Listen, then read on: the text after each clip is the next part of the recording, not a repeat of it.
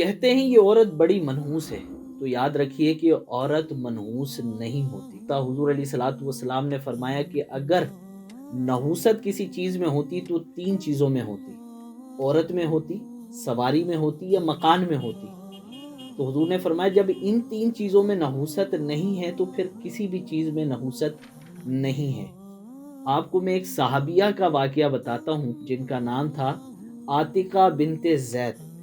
یہ وہ صحابیہ ہیں کہ پہلے ان کا نکاح حضرت عبداللہ بن ابی بکر رضی اللہ تعالی عنہ کے ساتھ ہوا۔ جب حضرت عبداللہ بن ابو بکر کا انتقال ہوا تو پھر ان کا نکاح ہوا زید بن خطاب کے ساتھ۔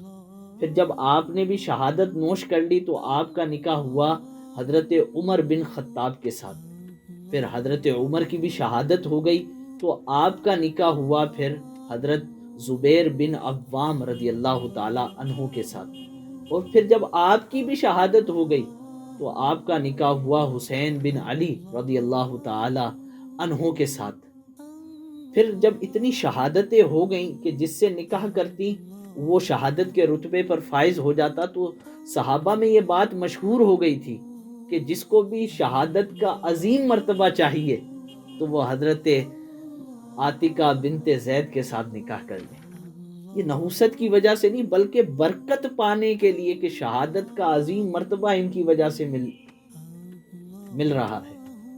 اگر نحوست ہوتی تو پھر صحابہ بھی کہتے کہ نعوذ باللہ من ذالک، تو اس طرح کی بات کرتا، ہلکی بات کسی نے نہیں کی، کیونکہ حضور علیہ الصلوۃ والسلام تربیت فرما چکے تھے کہ عورت میں نحوست نہیں ہے، حضور کی حدیث ہے۔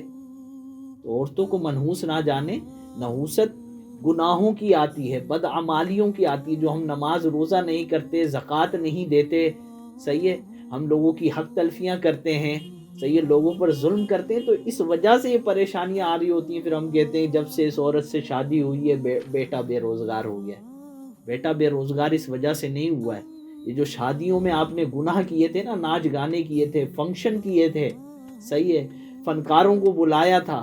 اگر آپ شادی کرتے ہوئے مدرسے کے بچوں کو بلاتے کہ ہمارے دن اپٹن کے دن بھی قرآن خوانی ہوگی، مہندی کے دن بھی قرآن خوانی ہوگی، میلاد ہوگا، لوگ آتے، نعت خوانی ہوتی اور مبلغ آتا، بیان کرتا، حضور کی حدیثیں سناتا، تو انشاءاللہ شادی کے بعد بھی گھر امن کا بھی گہوارہ رہتا، خیر و برکت بھی ہوتی۔ تو اصل مدعے کو سمجھیے، نحوست کس میں ہے؟ گناہوں میں، عورت میں نہیں ہے۔ وہ بیچاری اپنا گھر بار چھوڑ کر یہاں آئی ہے، آپ اسے نحوست اس کے ساتھ منسلک کر رہے ہو، اسے منحوس کہہ رہے ہو۔ یہ بہت بڑا بہتان ہے، یہ بہت بڑا گناہ بھی ہے کہ آپ ایک عورت کے اوپر نحوست کا الزام اس پر لگا رہے ہو۔ توبہ کیجیے اللہ کی بارگاہ میں اور اپنا قبلہ درست کیجیے۔ اور یہ ویڈیو اپنے دوستوں کے ساتھ شیئر کیجیے، اپنے خاندان میں شیئر کیجیے، تاکہ لوگوں کا ذہن تبدیل ہو، مینٹلٹی جو ہے نا وہ چینج ہو۔ عورتوں کو نحوست جانتے ہیں، پاؤں کی جوتی جانتے ہیں، یہ اسلامی تعلیمات نہیں ہے۔ اسلام نے عورت کو بڑا عظیم مرتبہ دیا ہے۔